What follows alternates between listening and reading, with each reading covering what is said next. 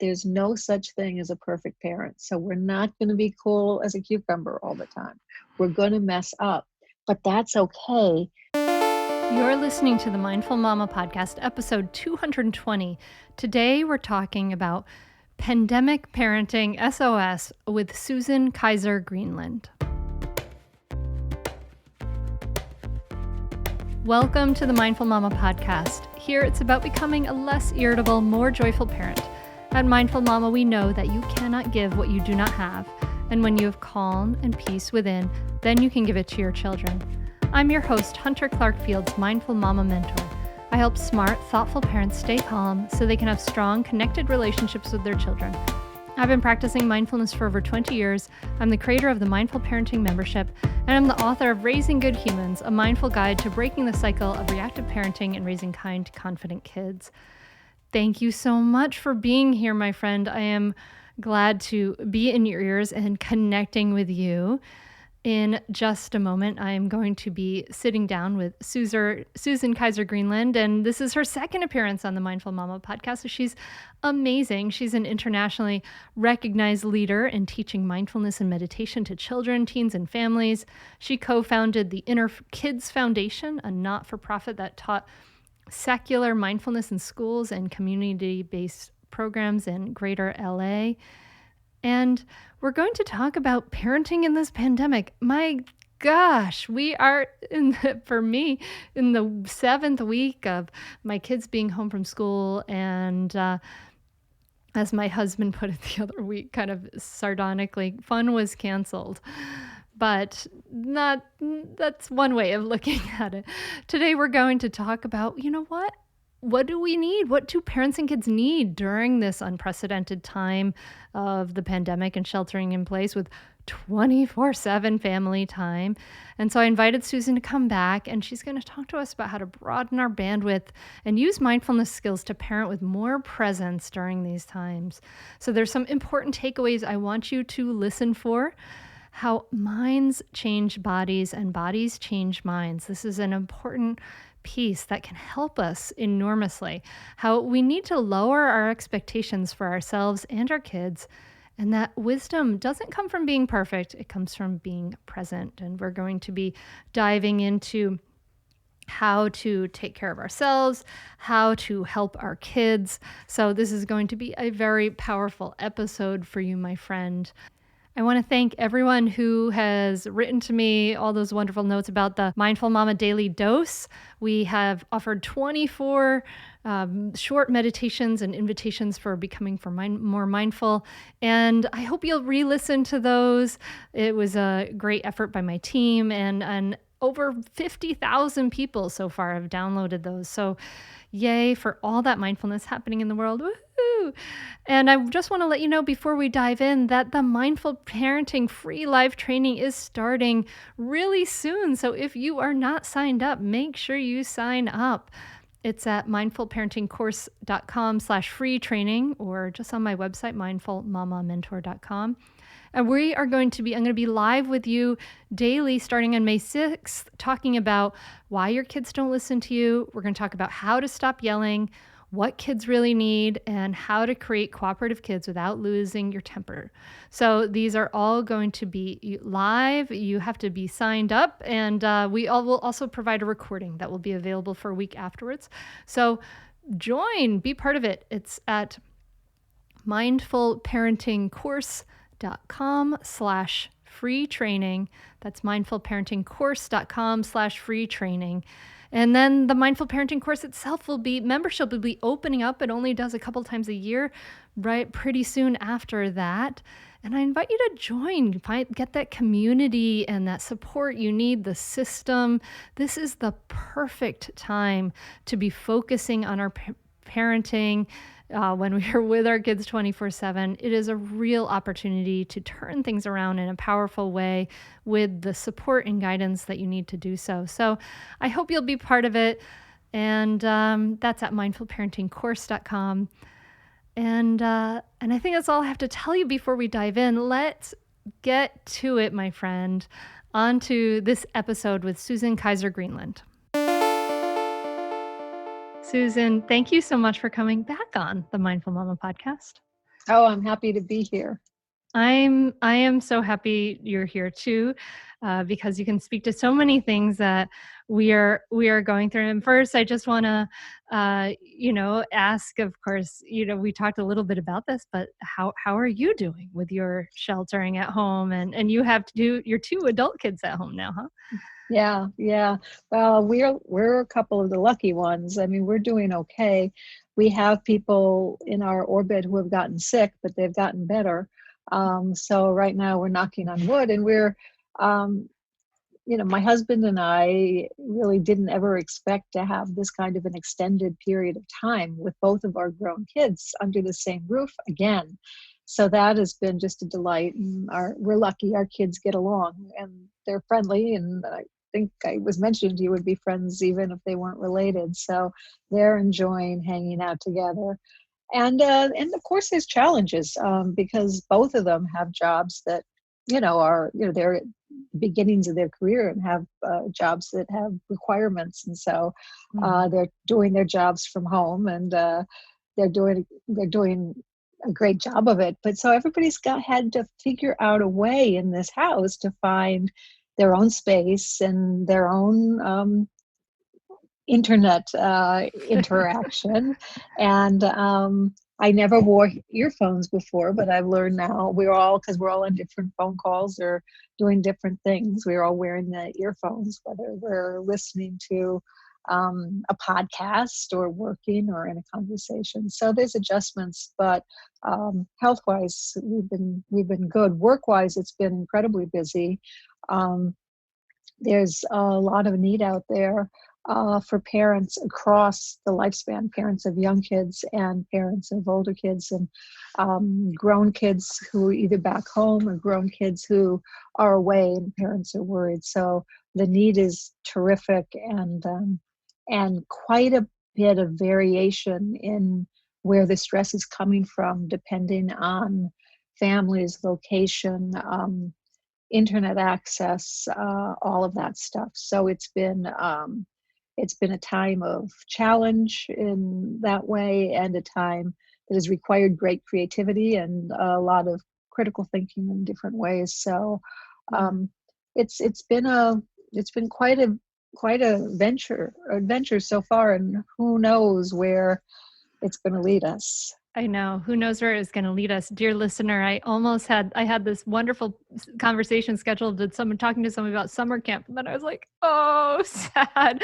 We are just not going to be talking about that this summer. Well, I It's gotta like, tell you, oh man. I think maybe talking about summer camp but online summer camps. Oh, wow. I'm involved in a summer camp that it has not been canceled yet, but it's an East Coast summer camp, and it's called Camp Tuku. It's just starting, and they have already started offering on their Facebook page short little videos with everything from mindfulness to composting to all sorts of things. And I think that this summer, the need for things to support families at home is going to be huge. So I think you are going to be having all sorts of conversations with people about about reimagining summer camp. Oh no, I'm gonna cry. And it is interesting. And it's like, and the whole thing comes in waves. And we talked about this idea like that there's a lot of enjoyment sometimes that comes in this. And for me, like this, it's like I get all this enjoyment, but then I had this last week, I had this moment where I found out that somebody in my grandfather's assisted living place had COVID-19. And it was like, wow, that hit me hard, that the Yeah. fear of that. And then now I'm okay, like kind of feels okay. But it's like all these different stressors. But just the thinking about kind of like what do parents need? Like what are we needing right now? What are the most essential things that we can't put aside at this moment, or now that we're dealing with all these anxieties, whether they're financial or trying to homeschool our kids, or just like, let me out of here for a day, please, to go somewhere else. So you go drive to the like grocery store and you're like, wow, look, other places. Anyway, so what are you seeing as like the needs that we really need to pay attention to? Well, for parents, I think the need is, it's always been, but it's great, even greater now is the need for real self-care. And I know we talked about this the last time, but even more so now, just a very relaxed understanding of our nervous system and uh, how that's affecting what we're doing, saying, thinking, and feeling right now. Um, because uh, well, I don't know how much you want to go into that No, piece, but I but think that's helpful to it's so helpful to understand what's happening with the nervous system and how that affects us, because the truth is, like, when we react as parents, most often parents are blaming themselves for our reactivity, and there's a lot to understand there. So please dig a little yeah. deeper. And I think there's two different pieces. One is the nervous system piece, and then also the reactivity, which is related to the nervous system, but it's also so closely related to discernment, the idea of discernment and helpfulness, whether or not we're actually being helpful in the moment, even when we intend to be helpful. So the nervous system piece is to remember that when we when our nervous system goes on to high alert, and that happens when we get scared, but it also happens when we get angry. It can happen when we get tired, when we're hungry, when we're stressed.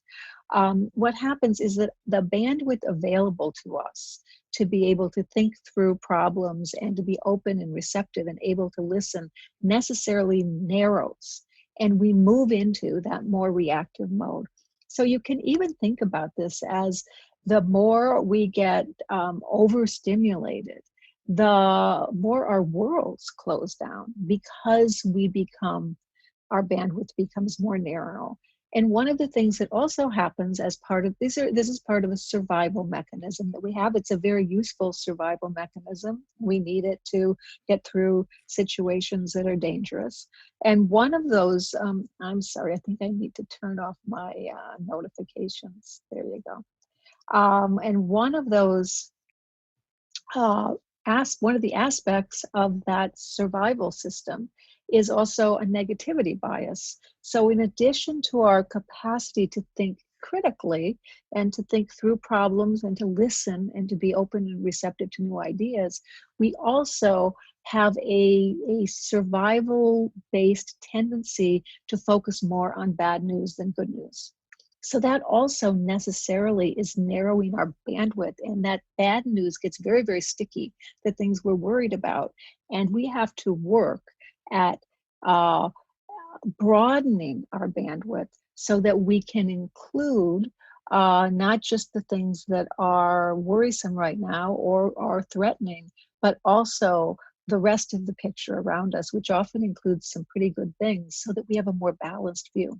Because when we're trying to be helpful to our kids, when we're trying to help them out or be useful, if we're doing that from a place of reactivity rather than a place of balance and discernment or balance and clarity, often where it backfires on us. So that's kind of a quick primer on that idea.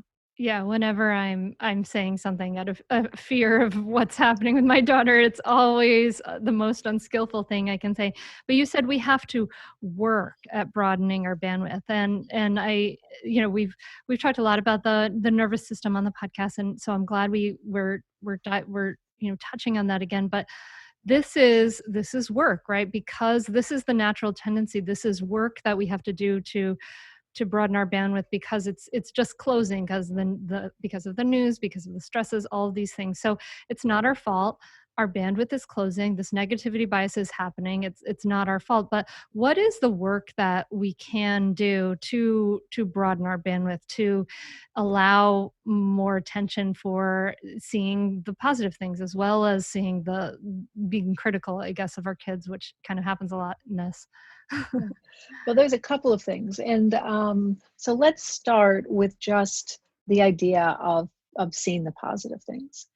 Doing just that, when we notice ourselves focused on something that is more fearful or more constricted. I like to think of it as, I feel it in my body. I don't know about you, but I can tell when I'm starting to go to that fear place. I get tenser, I get physically tenser, and I just can feel myself constrict.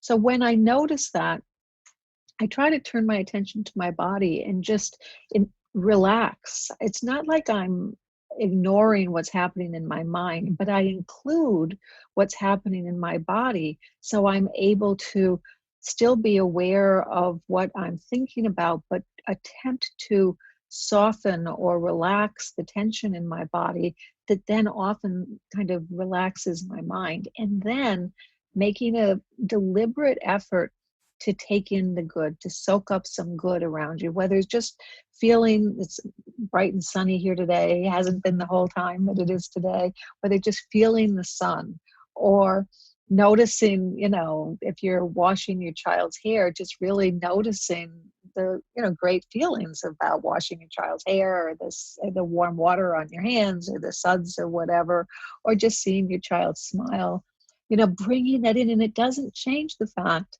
and we're not ignoring the fact that there's difficult things going on, and maybe there's something going on that requires some some sort of behavior management with the child. We're not ignoring that, but what we're doing is, rather than moving into the place of action out of reactivity or out of a constricted place, we're just slowing down the action. It's not like we're not going to act, but we slow that down first to just really try to get some balance so we can make our choice as far as what we're going to do or say from a place of clarity and balance. So that's the first thing, is just trying to take in more of the good when you're focused on the bad. And another piece is that for those of us, and I know many of your listeners are meditators, for those of us who have meditated for a long time, and especially for those of us who have been on retreat, which I know a lot of your listeners are meditators who have been on retreat. We've been preparing for this for, since we first sat down on the cushion, in a way. And so a lot of the skills that we learn when we meditate are the skills that we apply here in life. So being able to integrate some of that time, if you can, because I know many of your listeners are home with busy families, but by taking turns with your partner, or when you can, just being able to spend some time practicing to help you kind of build up these capacities of discernment and clear seeing and less reactivity, which comes by noticing when it arises and then responding to it skillfully. I'd say definitely do it. It's really helpful. It will change your relationship with your kids for the better. It will help you communicate better. And just, I'd say, communicate better as a person, as a wife, as a spouse. It's been really a positive influence in our lives. So definitely do it. I'd say definitely do it. It's so worth it. The money really is inconsequential when you get so much benefit from being a better parent to your children and feeling like you're connecting more with them and not feeling like you're yelling all the time or you're like, why isn't things working? I would say definitely do it. It's so worth it. It'll change you. No matter what age someone's child is, it's a great opportunity for personal growth, and it's a great investment in someone's family. I'm very thankful I had this. You can continue in your old habits that aren't working, or you can learn some new tools and gain some perspective to shift everything in your parenting. Are you frustrated by parenting? Do you listen to the experts and try all the tips and strategies, but you're just not seeing the results that you want? Or are you lost as to where to start? Does it all seem so overwhelming with too much to learn? Are you yearning for a community of people who get it, who also don't want to threaten and punish to create cooperation? Hi, I'm Hunter Clark-Fields, and if you answered yes to any of these questions, I want you to seriously consider the Mindful Parenting membership. You will be joining hundreds of members who have discovered the path of mindful parenting and now have confidence and clarity in their parenting. This isn't just another parenting class. This is an opportunity to really discover your unique, lasting relationship, not only with your children, but with yourself. It will translate into lasting, connected relationships, not only with your children, but your partner too. Let me change your life. Go to mindfulparentingcourse.com to add your name to the waitlist, so you will be the first to be notified when I open the membership for enrollment. I look forward to seeing you on the inside. mindfulparentingcourse.com.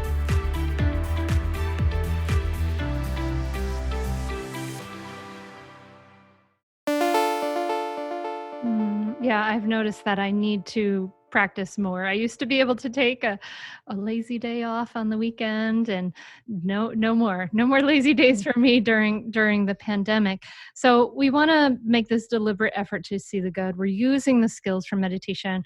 We're deliberately, using those skills of like a loving awareness, like what is happening right now, and then shifting the attention, interrupting, would you say, interrupting the attention?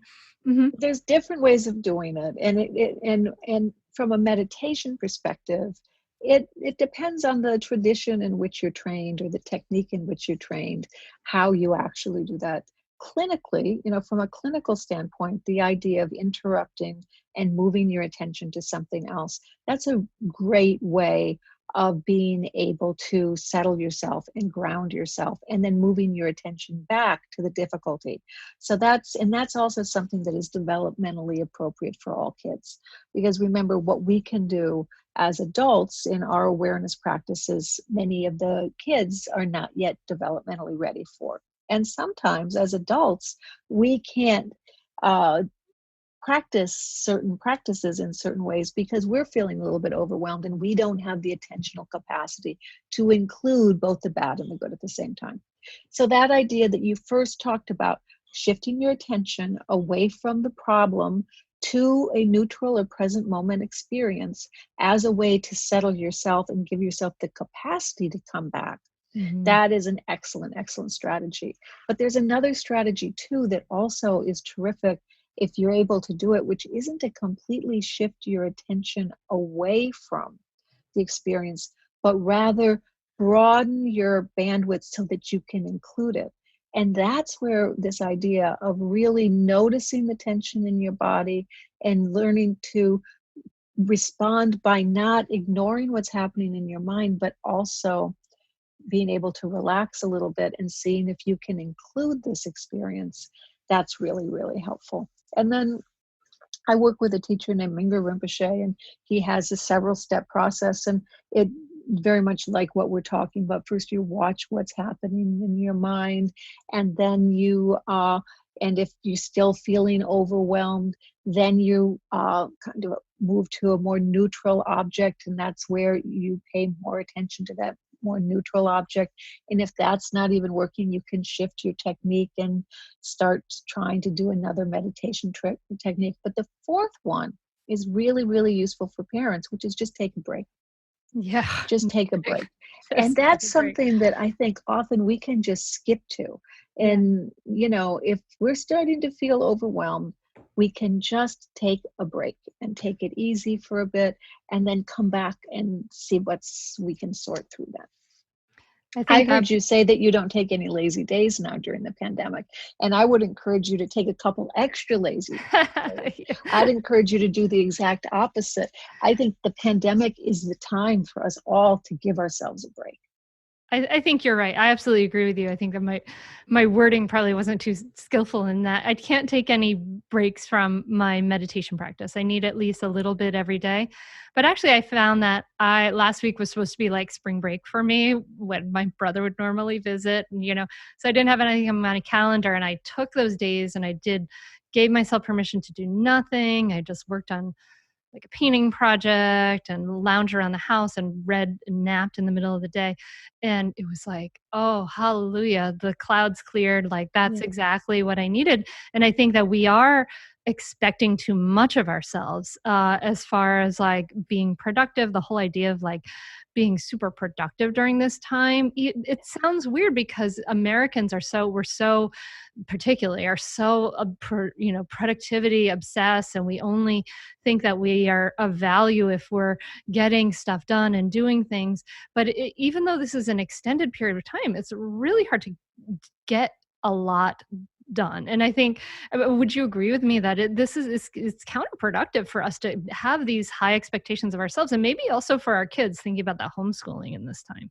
Oh, I couldn't agree with you more. And I think that this is an extremely important point for everybody, but especially parents. Um, you know, I I was an early adopter of the Marie Kondo book. I thought that that was so terrific when it came out many, many years ago. But I don't this is not the time for me to be going and Marie Kondoing out my house. And I hear so many people talking about, oh, that's the kind of stuff they want to do. And um, if they can do it, terrific. I applaud them. But that expectation that, okay, now we have to maximize the pandemic is just is just kind of silly. Or if we're maximizing the pandemic, let's turn that on its head. What does maximizing the pandemic mean? Well, to me, it means it's an opportunity to really take a break from the usual patterns of thinking and really take a break from the way that we think of go, do, be out there, and see and focus on and feel, lean into the feeling part of what matters most. Because remember, we were talking about the nervous system at the beginning. One other aspect of what happens when our nervous system goes on high alert is that we turn more into a thinking, or we try to think harder. Remember, our bandwidth is narrowing, so our capacity to think isn't so great, but we get much more in our head as far as trying to think something through, trying to sort it out, trying to figure it out, as opposed to feeling. And I think that, if we can intuitively and feel our way through this pandemic without getting overwhelmed, but really feel our way into the answers, feel our way into what is it about this time that we want to keep going forward. And what is it about this time what is it showing us in our lives that ultimately we are going to want to do to make changes going forward. But really, instead of, to the extent that we're trying to maximize the benefit of the pandemic at home by doing or homeschooling, I know every parent is going to need to make their own decision about this, but at this point, I think allowing the kids to have just a lot of less pressure, as opposed to putting more pressure on them or putting more pressure on ourselves to become the homeschooler, is just really important. Yeah. I know I kind of went around in a circle on that one, but no, I agree. I mean, like it's better that sort of emotional stability, that groundedness. Like our kids need the emotional capacity to get through this sort of trauma. Like our teachers can then catch them up on their math later when they're going back to school, or they can, but we can't sort of catch up if we've been scarred by the that tight control. And I think that because there's so much chaos in the world, there's so much chaos, a lot of parents, a lot of us are leaning towards trying to control what we can control, right? So having the awareness of like, oh, I'm trying to control my kids because everything is out of control. The idea of kind of feeling into that. I mean, how can people maybe discern? You use that word discernment, right? How can they discern when when they're sort of bumping up against that edge? Yeah, well, you're raising a few very, very important points there. The first piece that I heard you talk about was this: we don't know. There's chaos surrounding us, but honestly, I have never been at a point in my life, and I'm in my early 60s, where the idea of having to become uncomfortable with uncertainty has been quite so in my face. I mean, certainly there have been health problems and all sorts of different things where I had to recognize that I had little control over them and there was uncertainty. But I never before had to recognize the uncertainty around when will I be comfortable getting back on an airplane? Mm-hmm. When would I be comfortable going, very far from the house? When would I be comfortable staying in a hotel room? Getting your hair cut again. Getting my hair cut again. Oh yeah. I mean, I've been in a ponytail and sweatpants since the pandemic, and I don't see that changing anytime soon. But Yeah, totally. So really learning to recognize this uncertainty and again, trying to relax with it and become more comfortable with it. And there's a story that I may have told on the podcast the last time. And if any listeners have heard me before, I've sure heard this story, but it's a real useful one. And it's one that my kids who are now grown say they still sometimes call upon because it's helpful. And it's the story of the farmer and the son and the horse and the neighbor. And so for those of you who haven't heard it, there's a farmer and a son, and they have a farm in the mountains, and they have a horse, and one day the horse runs away. And the neighbor comes over and says, "Oh no, what are you going to do? How are you going to be able to take care of your farm? You're lost. You've lost your horse. This is terrible, terrible." And this wise old farmer says, "We'll see." Next day, the horse comes back. And the horse brings this strong stallion with him. And now the farmer and the son have two horses. And the neighbor comes back and says, "Oh, joy, delight, wonderful, what good fortune, how lucky you are." And the farmer's response is again, "We'll see." Next day, the son takes the new horse out and tries to train the new horse and falls off the horse and breaks his ankle. And the neighbor comes over and says, "Oh, what are you going to do? You're so old. There's no way you can take care of this farm by yourself. And your son has got a broken ankle. This is just terrible." Farmer responds again, no surprise, "We'll see." Next day, the officers come to town, and they're from the armed forces, and they are drafting all able-bodied men to join the army and to go and fight in a war. Sure enough, they can't take the farmer's son because of his broken ankle. And the neighbor comes over, "Oh, joy, delight, look at how lucky you are." And the farmer again responds, "We'll see." And the idea of that story is we really have no idea what's going to happen next. And if you just think about all of the different things that had to come together to make this moment here right now, where I'm talking to you and a listener somewhere is is listening to us, for all of those things to come together at the same time, it's a statistical improbability, not impossibility because it's happening, but improbability. It's really unlikely that all that will happen, but it is happening. So that happens with every moment. We just don't know what's going to happen next. And so we can try to look at it with that point of view of the farmer, which is an open-mindedness, which is not a deluded way of looking at it. We certainly don't pretend that these problems don't exist, but also an open-mindedness that we'll see what happens next. So learning to develop more of a comfort level with uncertainty is extremely, extremely important at a time like this. Thank you so much for sharing that story again and telling it so beautifully. It is such a perfectly apt story in this situation. Of course, it makes a lot of sense. So I invite you, dear listener, to maybe tell this story to your children, because this is a good story that can be shared with children about, because children get sometimes pretty rigid, stuck in rigidity too, and they're feeling the chaos. Some kids are getting stuck in rigidity. Certain ages are pretty stuck in rigidity generally anyway. But thinking about kids, what are little kids needing, and like how are they, if they're getting overwhelmed, what are some of the ways that they're showing it? Because they're probably not saying it in the same ways that we are as adults. Yeah, I mean, kids will pick up from our own anxiety or our own fear. It's contagious. Look, there you go. Yeah, but so is our ease, so is our sense of humor, so is our lightheartedness, and so is our friendly awareness. So if we again, and it's so much responsibility for parents, but again, it goes back to the vibe that we are putting out in our family makes so much of a difference.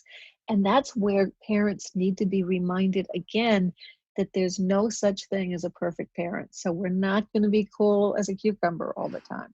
We're going to mess up, but that's okay. Even though there's no such thing as a perfect parent, Wisdom doesn't come from being perfect. It comes from being present. And if we're present, we'll notice when we mess up. We might wait a bit until we settle back down and feel more grounded. And then we'll circle back and we'll repair, and we'll go back and we'll say, hey, sorry, mommy just kind of lost it there. I'm really, really sorry. And what can we do to make this better? So the first thing is that the contagion of our well-being is a terrific positive benefit here. And I like framing it more toward the contagion of our well-being, as opposed to scaring people that our anxiety is contagious too. So that's the first thing. And then the second thing is for the kids is just to give them a lot of love and still some structure.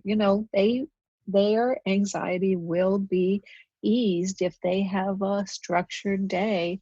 And structure doesn't necessarily mean that they have to complete absolutely every assignment, that they have to, be totally over focused on school.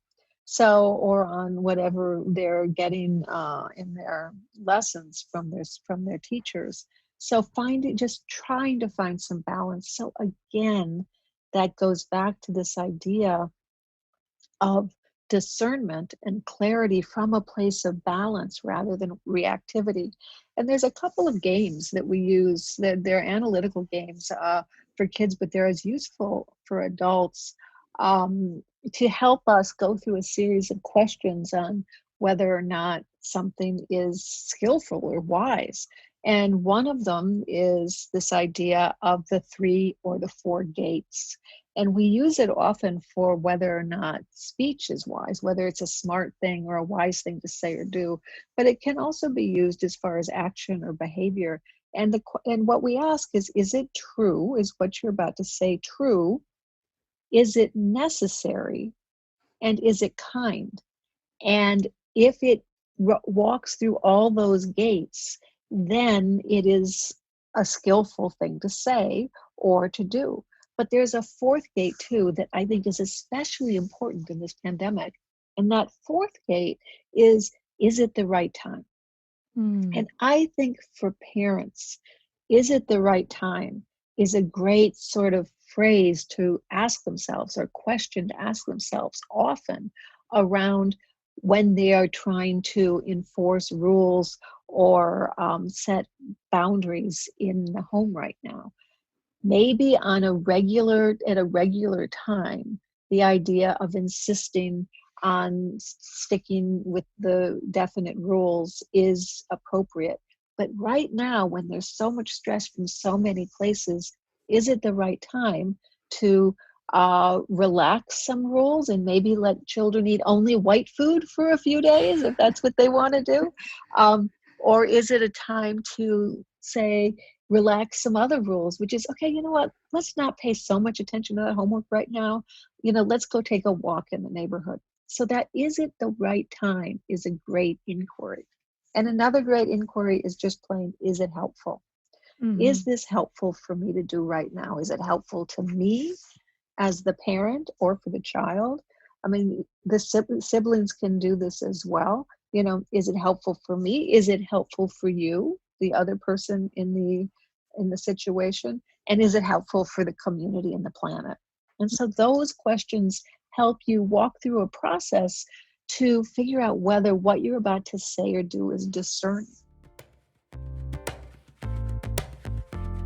Stay tuned for more Mindful Mama podcast right after this break. This episode is sponsored by BetterHelp. Is there something interfering with your happiness or preventing you from achieving your goals? I know it, for me, it always helps to talk about my challenges with another person. A listening ear makes such a big difference. BetterHelp will assess your needs and match you with your own licensed professional therapist. You can start communicating in under 24 hours. It's not a crisis line, it's not self-help, it's professional counseling done securely online. There's a broad range of expertise available, which may not be locally available in many areas. This service is available for clients worldwide. You can log into your account anytime and send a message to your counselor. You'll get timely and thoughtful responses. Plus, you can schedule a weekly video or phone session so you won't ever have to sit in an uncomfortable waiting room as with traditional therapy. Not that we're doing that nowadays anyway. BetterHelp is committed to facilitating great therapeutic matches so they make it easy and free to change counselors if needed. It's more affordable than traditional offline counseling, and financial aid is available too. BetterHelp wants you to start living a happier life today. Visit their website and read their testimonials that are posted daily. I checked it out, and here's this one for Tina. It says, after just a few calls with Tina, I've already been given countless tools to grow in the ways I want to, and to work on the areas of my life I am seeking to. I'm looking forward to continuing our session. She's prompt with the chats and has been extremely helpful and knowledgeable and friendly. Excited for my next call. So cool, right? Visit betterhelp.com/hunter. That's better, HELP, and join over the 800,000 people taking charge of their mental health with the help of an experienced professional. Special offer for Mindful Mama podcast listeners. Get 10% off your first month at betterhelp.com/hunter. Yeah, I could have used "is it helpful" a few times where I was having my own moments of being triggered during this time. But definitely there have been, for us, periods of that, like them having some screen time during the day. And, it was actually quite helpful for us all to sit down again at night and watch something together. That was pretty helpful. And that was healing at that time, even though that's not something that we usually do. It's something that we relax at this time. And you talked about structure. And I think this is so important, the nuanced way you discuss this, because and the way I talk about it in mindful parenting is this idea of rhythm, right? Can we have some rhythm? So, because, we know kids want structure, but then we tend to say, okay, kids want structure. You will wake up at 8:00 and then we're doing this, right? My husband tried to make this really tight schedule for the girls because he was just like wanting them to have some structure and knowing the value of that. But it's hard. It's hard to know how to kind of walk that balance. I guess we just kind of bump it up against the edges and we say, oh, okay, now I'm being too rigid. Well, there it is, right? Yeah. But what I love is your viewers or your listeners are listening, they're not viewing, but I right now wish they had been able to view that, because what happens to us, and you just did a beautiful job of modeling that, is even with a big smile on your face and laughing and kind of joking about it, when you were describing the tight schedule, I, sitting here in a Zoom meeting, saw your body tighten up. And that's exactly what we're talking about. When we start getting tight in our minds, in our schedules, there tends to be a physical constriction and tension that happens too. And what happens, minds change bodies and bodies change minds. Really basic fundamental rule of mindfulness and meditation that is often forgotten. Minds change bodies and bodies change minds. So when our mind is getting stuck on something, sometimes changing that is harder than noticing the tension in our body and relaxing that tension. That doesn't mean we don't still pay attention to what's happening in our mind, but we can do two things at once. We can relax and see what happens in our mind, and often then our mind relaxes and that bandwidth broadens too. So that's a really useful thing whenever we're thinking about tense or tight schedules or tight thises or tight that's. If we think about relaxing a little bit, that's usually helpful. Yes, I love that. The mind, it leads the body, and the body leads the mind, because they are really not separate, of course. So you hear me right now? There is somebody, the neighbors have a lawnmower going, and I don't know if that's... Oh, no, you're okay. We're good. Good. Now, so we know that obviously a big skill that's an S.O.S skill for parents right now is being able to take care of our difficult feelings, and being able to take care of our difficult feelings for kids as well. We know that mindfulness helps us to, calm the nervous system, drop into our bodies, help open and broaden that bandwidth. So speaking, I mean, I know there's so many wonderful ways to offer it to little kids, but speaking as the mom of a 10-year-old who has heard the word mindfulness way too much because her mom is the Mindful Mama mentor, how do we sell some of these or offer some of these things, these very useful tools that we may be like, the listener may be discovering themselves and excited about them, and we want to share it with our kids. What are some of the ways that we could share it, maybe with little kids and then with older kids? Yeah, I think the older kids, and also remember there's a lot of teenagers and grown children at home too. And teenagers, especially those in high school, are having a whole, and some middle schoolers too, have this whole new set of stresses, which is they are coming up upon the testing that will either, or their college admissions, or will there even be college next year? Or how do you get into from middle school to high school? That this is a period where a lot of that is sorted through, and it's all up in the air right now. So the stress on some middle schoolers and some older high schoolers right now and their parents is just extraordinary, and again, unprecedented. But a couple of things come to mind. One is remembering to describe what's going on rather than label it. And that's a trick that classroom teachers have known for years, and parents can really do well by adopting. So rather than saying, let's do some mindful walking right now, say, okay, let's walk slowly and silently, or let's pretend we're in slow motion and walk to the kitchen counter and then walk back again.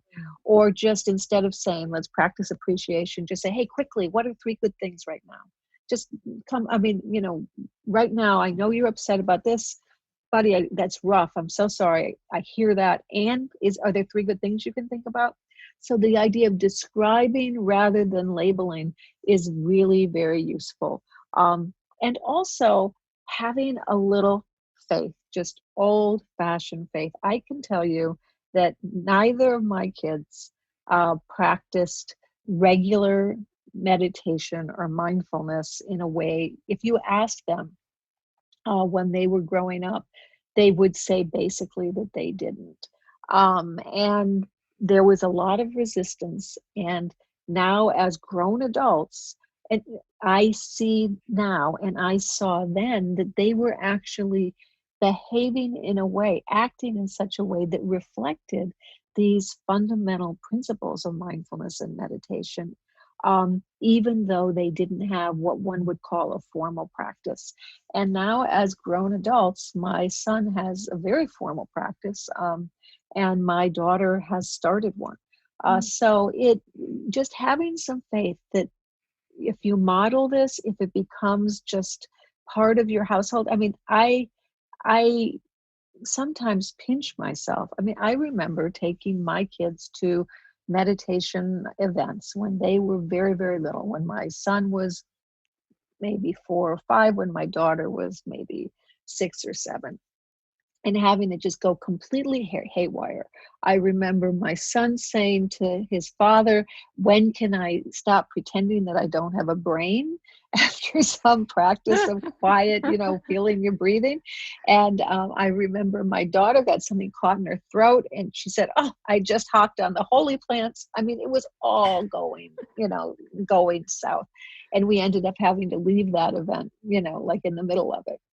But so if anyone had told me then, which now is 20 some odd years ago, that I would now be sitting in a pandemic and my husband who wasn't a meditator at the time then either, would be in one part of the yard meditating, I would be in another part meditating, and my son would be inside meditating, and that my daughter would be asking me for some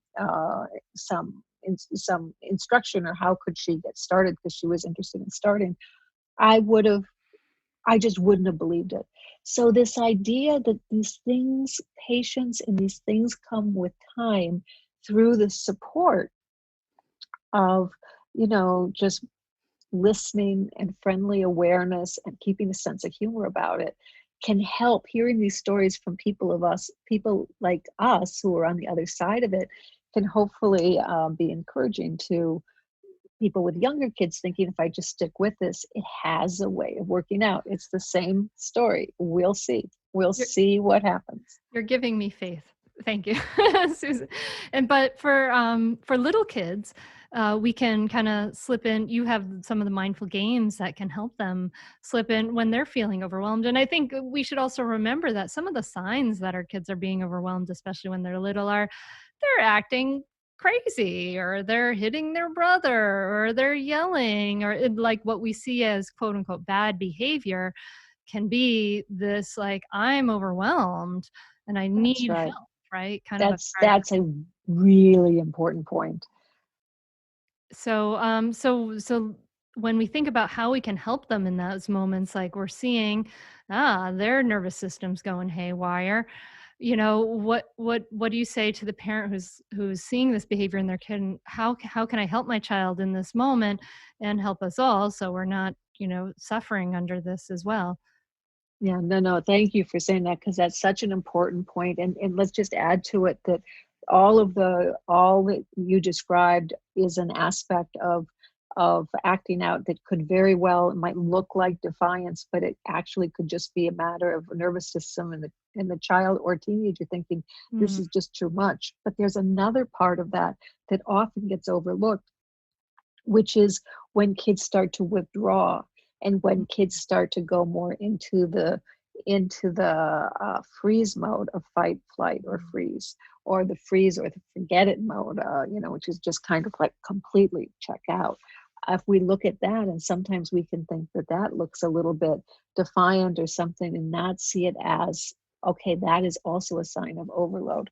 So again, the idea of there are several different things that help ground our nervous systems when our nervous systems start to get out of balance.